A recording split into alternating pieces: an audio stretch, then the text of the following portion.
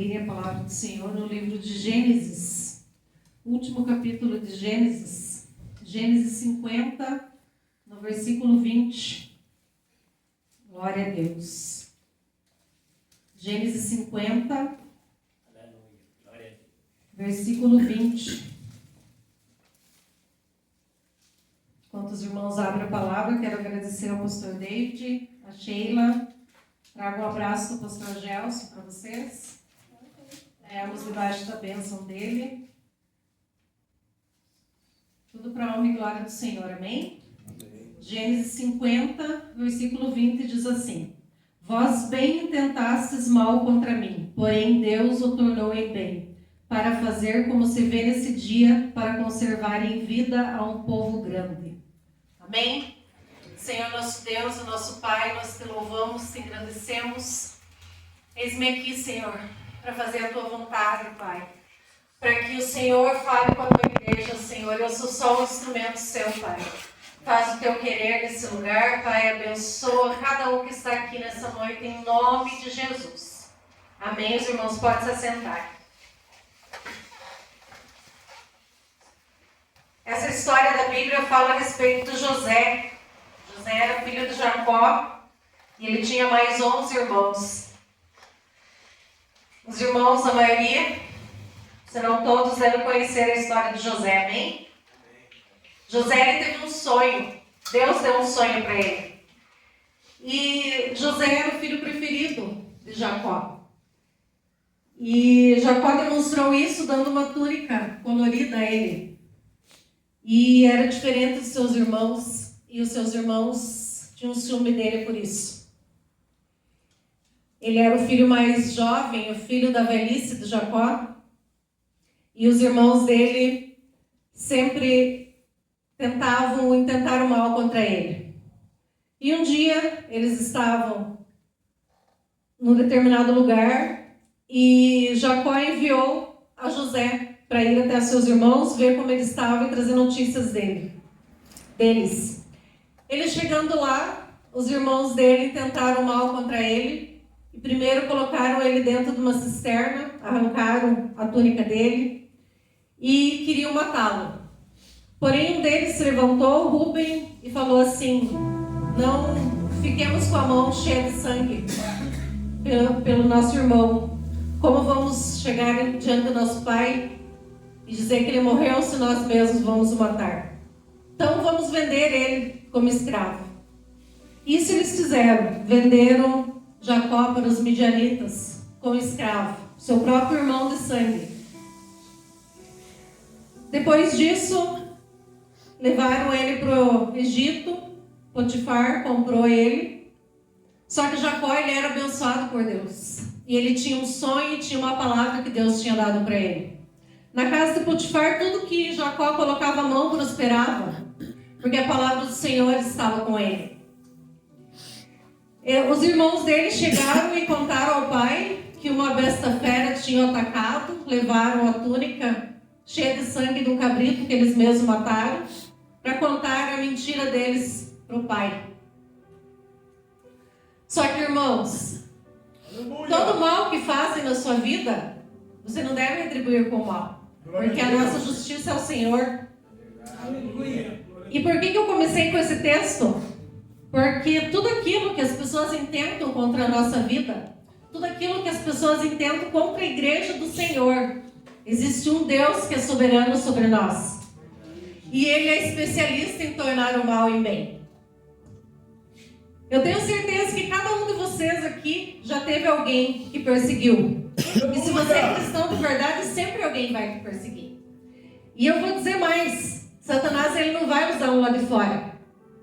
Porque o de lá de fora ele vai falar qualquer coisa contra você, você nem dá bola, porque ele não faz diferença na sua vida. Aleluia! Satanás vai usar os próprios irmãos.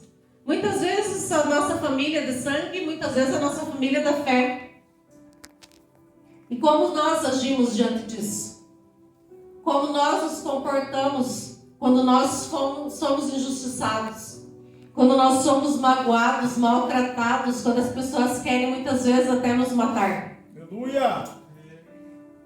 Na lei de Moisés, se você tirasse a vida de uma pessoa, você podia ser morto por isso. Era olho por olho, dente por dente.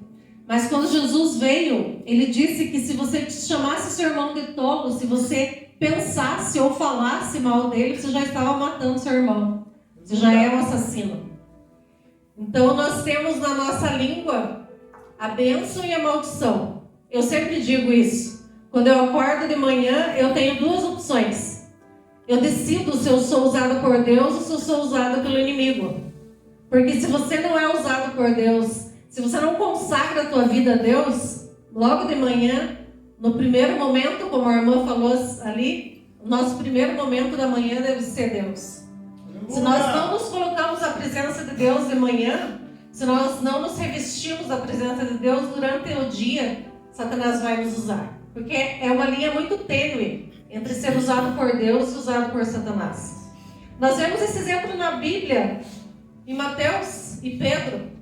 Quando Pedro, Jesus no meio dos discípulos lá, ele falou assim: quem as pessoas dizem que eu sou? Uns diziam que é Elias, que é um profeta. Mas Pedro olhou e disse: tu és o Filho do Deus vivo. Jesus olhou para ele e falou: o Espírito Santo falou através de você. Alguns versículos depois, Jesus diz que vai morrer pela igreja e Pedro diz: não, Senhor, o Senhor não vai morrer, eu morro no seu lugar. E Jesus olhou para ele e falou: arreda de Satanás. Glória a Deus. Então é uma linha muito tênue, uma linha muito fina, você ser usado por Deus ou pelo inimigo. Nós temos esse livre-arbítrio, mas nós decidimos sempre ouvir a voz de Deus e fazer a vontade de Deus. Os irmãos de José acharam que, se livrando de José, eles não iam mais ter que pagar por isso. Só que a história ali conta que Jacó sofreu muito por achar que tinha perdido seu filho. E José, mesmo na cisterna, eles jogaram ele lá, mesmo como escravo, ele sempre continuou honrando a Deus e fazendo a vontade de Deus. E de forma alguma José tentou se vingar dos seus irmãos, porque ele sabia o Deus que ele servia. Na casa de Potifar, Potifar colocou tudo nas mãos de José. Potifar nem sabia o tanto de coisas que tinha, ele sabia o pão que ele comia na mesa. Porque José prosperava em tudo o que ele fazia. Só que ali o inimigo usa a esposa de Potifar, que ela tenta se aproximar de José e fazer ele pecar. Mas o que José fez? José sempre se desviava do pecado. Aleluia. Nós não estamos livres, irmãos, de passar pela tentação. Mas nós podemos sempre nos afastar. Nós podemos sempre pedir forças a Deus. Aquele irmão te magoou, aquele irmão te machucou, aquele irmão está falando mal de você. Dobre o joelho e ore por ele. Foi isso que Jesus nos ensinou. A orar pelos nossos inimigos. José foi preso injustamente por conta das mentiras da esposa de Potifar. Mas mesmo lá na prisão, ele foi usado por Deus. Deus abençoava ele. Por algum motivo que aconteceu lá, o copeiro e o padeiro foram presos junto com ele. E ele teve 2 sonhos. O padeiro teve um sonho e contou para ele. Ele foi lá e falou que Deus falou para ele a interpretação do sonho. Deus deu esse dom para ele. E ele interpretou o sonho do padeiro e disse que ele voltaria a servir, o copeiro voltaria a servir o rei, o faraó. E o padeiro ia ser morto. E, assim como ele falou, aconteceu. Então, num determinado momento, Deus dá um sonho a faraó. Aleluia! Porque José estava lá na prisão. Ele não sabia o que ia acontecer com ele. Muitas vezes nós estamos no lugar de prisão. Nós estamos numa caverna, nós estamos dentro de uma cisterna. Nós passamos por um vale tão grande. Às vezes pelo vale da sombra da morte. Mas nós sabemos o Deus que nós servimos. Aleluia! E o Senhor, que é o nosso pastor, lá de Salmos 23, Ele está conosco, Ele nos livra da morte, Ele nos livra do mal. Muitas vezes você para e pensa assim, meu Deus, quanta injustiça eu estou sofrendo. Eu não mereço isso. Mas Jesus também não merecia estar lá naquela cruz, mas Ele estava. Então não pense que você não vai passar por aflição. Nessa terra nós teremos muitas aflições ainda. Mas em todas elas o Senhor vai estar conosco. Assim como estava lá com José. Quando José decifra o sonho do copeiro, ele diz para ele assim: quando você voltar lá com o faraó, lembra-te de mim. Aleluia. Só que o copeiro voltou a servir a faraó e esqueceu por um momento de José. Mas José continuou na prisão. Mas continuou honrando a Deus. Sem estar pecando, sem estar blasfemando contra o Senhor. Se você for ler toda a história de José ali, que dá uns 13 capítulos aqui de Gênesis, em nenhum momento a palavra do Senhor diz que José reclamou. Nem dos irmãos dele, nem de estar na prisão, nem de estar na cisterna. Ele falava dos irmãos dele aquilo que ele via para o pai. Porque ele via que os irmãos dele estavam errados.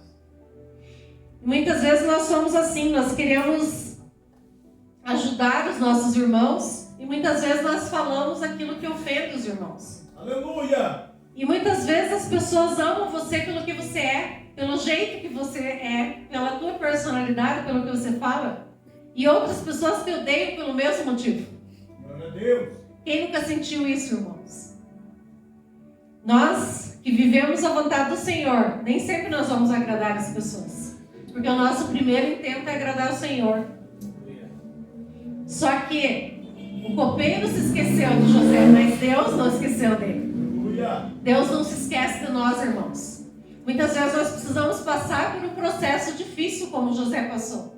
De traição, de dor, de abandono, de prisão, muitas vezes.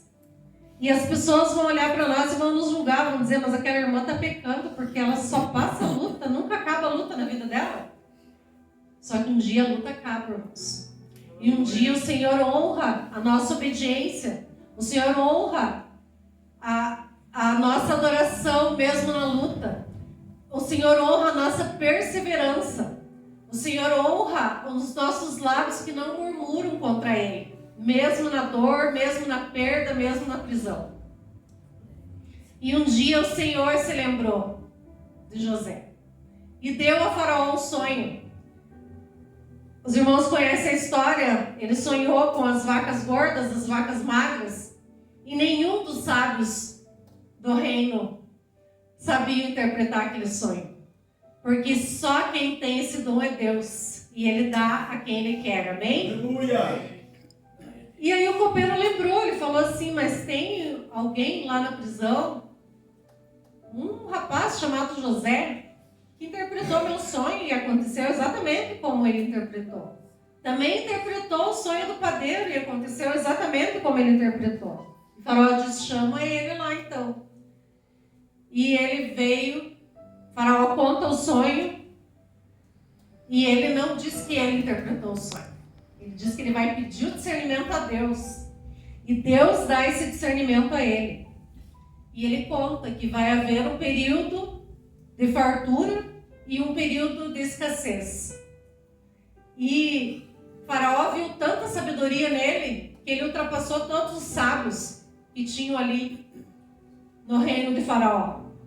E Faraó deu o governo do Egito para José. José se tornou governador do Egito. Aleluia. No momento José estava na prisão, José estava sozinho, perdeu a única coisa que ele tinha de referência do pai, perdeu a família, perdeu tudo. Em outro momento José só estava abaixo de Faraó, amém? Amém. E é assim na nossa vida, irmão. Você acha que você vai ficar a tua vida inteira dessa forma? Aleluia. Você acha que você vai ficar a vida inteira sofrendo?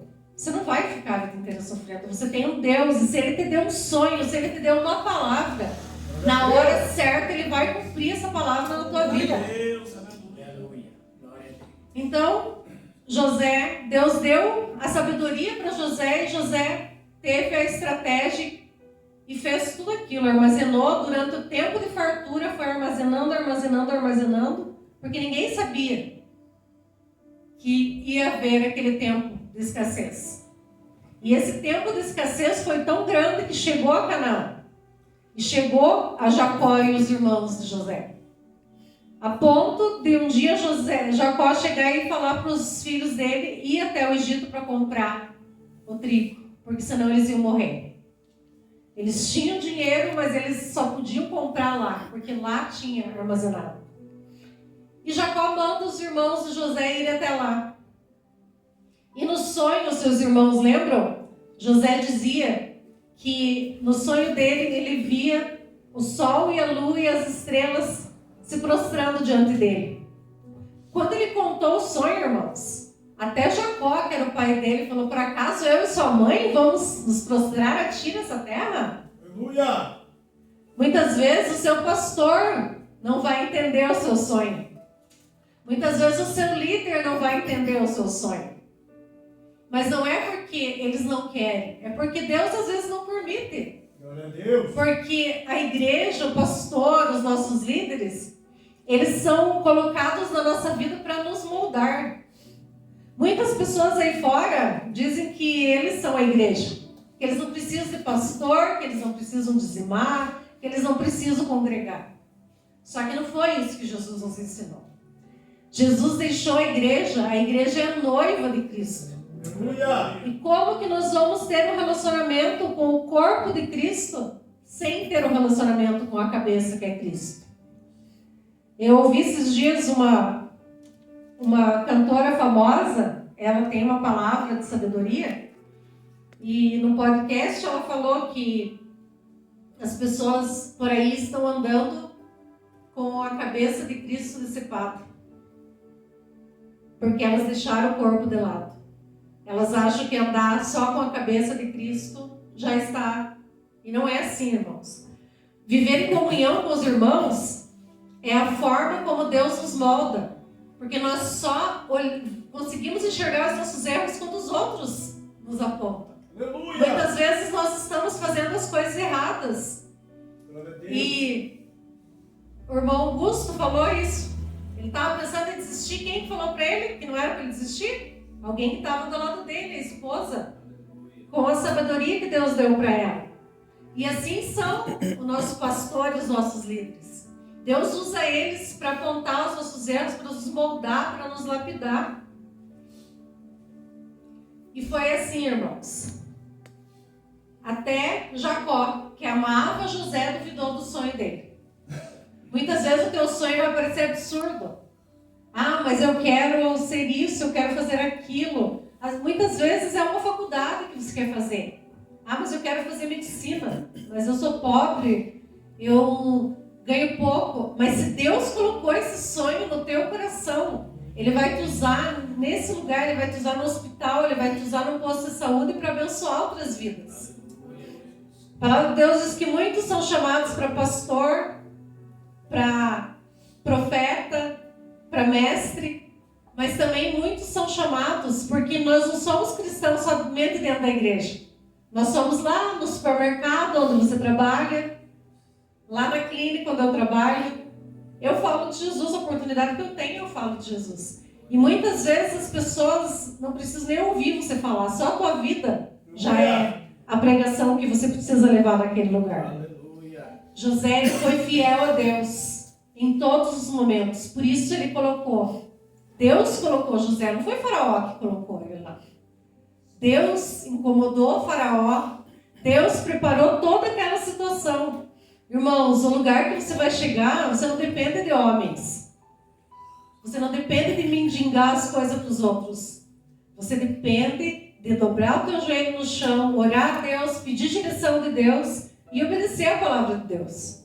O restante é Deus que vai fazer. Aleluia. Muitas vezes a gente quer fazer com o nosso braço, com a nossa força. E o que acontece? Nós quebramos a cara. Porque Deus é quem luta as nossas lutas. Ele é o Senhor dos exércitos. Muitas vezes o que nós precisamos é só nos posicionar. Nos posicionar em oração e dizer: Senhor, eis-me aqui. o que o Senhor quer que eu faça?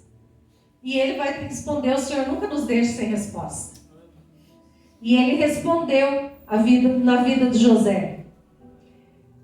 E o dia que os seus irmãos chegaram lá para comprar o alimento, José, a palavra de Deus fala que ele chegou a ter que sair de onde estavam os irmãos dele e ir para um lugar escondido para chorar. Porque aquilo doía.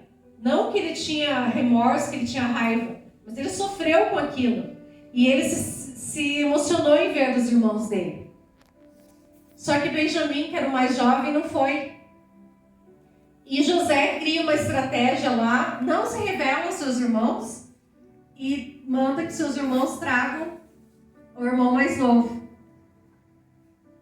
E você conhece a história, acontece várias situações ali, mas sempre José usando de sabedoria. E até que José manda trazer o pai dele. E quando ele traz o pai dele, ele conta para Faraó que é a família dele, e Faraó abençoa. E nesse texto, quando ele chega aqui, foi depois que Jacó já tinha morrido. Ele conseguiu trazer os irmãos dele para o Egito. Ele conseguiu fazer com que Jacó, o pai dele, vivesse mais de 17 anos ali com ele. Ele recuperou o tempo perdido, ele perdoou os seus irmãos, alimentou a sua família e trouxe toda a sua família de lá. E todos foram abençoados pelo faraó, porque o faraó deu até carros para eles irem levar mantimento para Canaã e trazer toda a família. Então, irmãos, o que eu quero dizer com essa passagem? José teve um sonho, e através de um sonho que Deus deu para ele, ele se apoiou nesse sonho. Muitas vezes na nossa vida nós só temos um sonho e uma palavra de Deus sobre a nossa vida. Eu tenho uma palavra de Deus sobre a minha vida. E é por isso que eu estou aqui hoje ministrando a palavra. Uma vez, irmãos, eu não conhecia Jesus. E eu estava muito doente. Doente de morte. Para morrer mesmo. E eu passei muitas noites sem dormir, sozinha, numa casa sozinha, num apartamento. Não tinha ninguém para estar comigo. E muitas noites eu achava que naquela noite eu ia morrer. E eu não conhecia Jesus. Mas eu conhecia um pouco da palavra. E eu lembrei numa noite, eu comecei a orar e falar para Deus assim: Senhor, eu conhecia mais ou menos a história de Jó ali, eu sempre me identifiquei com a vida de Jó. Não que eu era uma pessoa correta como Jó, longe disso. Eu era uma pessoa toda falha. E eu era uma pessoa orgulhosa, eu tinha muitos defeitos. Ainda tenho vários, mas Deus está me moldando, amém? Mas aquele momento de dor, de sofrimento, eu tive que ir a Deus através da dor. Mas glória a Deus por isso, porque hoje eu estou na presença de Deus. E eu fiz uma oração, e eu lembrei de Jó, falei: Senhor, eu não te conheço, como Jó não te conhecia. Mesmo Jó sendo fiel, honesto, íntegro, ele disse lá em Jó 42, eu não te conhecia, Senhor. Eu te conhecia só de ouvir falar. Mas hoje os meus olhos podem te ver. Eu falei: Senhor, nem que eu te veja só uma vez na vida. Nem que seja a hora do Senhor me levar. Mas me salva antes de me levar. É só isso que eu peço. E essa foi a minha oração mais sincera. E eu passei um ano sem trabalhar, sem estudar. Eu tive que largar a faculdade. Último ano de faculdade. Eu fiquei um ano doente. E nesse um ano, Deus me sustentou. Mesmo eu não sabendo que era Ele que me sustentava. Deus colocou uma pessoa para cuidar de mim, que eu nunca imaginei que ia deixar a família dela para ir cuidar de mim. Uma pessoa que tinha uma condição financeira mais ou menos. Ela trabalhava tarde e noite, ela acordava 11 horas da manhã todos os dias. Para cuidar de mim, ela levantava 7 horas da manhã. Porque isso eu plantei lá no passado. Eu cuidei de muitas pessoas quando estava à beira da morte. E assim como eu cuidei delas, o Senhor colocou alguém para cuidar de mim. E não era ninguém da minha família. E passou-se esse ano que eu fiquei doente, eu voltei a estudar, eu voltei a trabalhar, eu me recuperei, eu fui curada. Mas eu ainda não conhecia Jesus. E eu comecei a procurar. Eu vim de uma família católica, de uma mãe espírita, meu avô era espírita, alguns da minha família eram de Testemunho de Jeová, era tudo virado. Ainda é. Mas para mim o Senhor tinha uma vida diferente. Aleluia. E um dia eu encontrei Jesus. E quando eu encontrei Jesus, eu estava acabada, destruída. Eu não tinha nada. Eu tinha perdido tudo, porque eu tinha que vender tudo para comprar minhas vitaminas, para comprar meus remédios. Eu não tinha nada. Nada, nada, nada. Jesus me tirou tudo. Para que eu reconhecesse que Ele era o que eu precisava, que eu não precisava de nada daquilo. E uns 3 anos depois que eu aceitei Jesus e me batizei, uns 3 anos depois que eu aceitei Jesus, eu já tinha me batizado, acho que fazia uns 2 anos. A primeira vez que eu ministrei a palavra na igreja que eu congregava, era uma quadrangular, lá na 11ª, que era o pastor Gelson, já. E eu estava pregando a palavra e Deus me mandou chamar as pessoas que quisessem vir para frente para orar. E Deus me usou assim de uma forma que eu nunca imaginei que ia ser usado na vida. E quando aquelas pessoas ali, eu orando, e o pastor veio, os obreiros vieram para orar pelas pessoas, e eu ouvi a voz de Deus. Foi a primeira vez que eu ouvi Deus falando comigo. E Deus falou para mim assim: lembra aquela oração que você fez, filha? Você achou que eu não estava ouvindo? Eu estava lá com você. E agora você está aqui. Você lembra que você pediu? Eu falei, eu pedi que eu queria te conhecer, nem que fosse só uma vez. E Deus falou bem assim para mim: essa é a primeira de muitas. Aleluia. De muitas vezes que você então vai ouvir a minha voz e você vai continuar me conhecendo, me conhecendo, me conhecendo. Glória a Deus. Isso, irmãos, já faz 11 anos. E aquela pessoa que era para estar morta, está aqui ministrando a palavra para vocês. Então, toda aquela maldição que foi lançada na minha vida, Jesus tornou em bênção.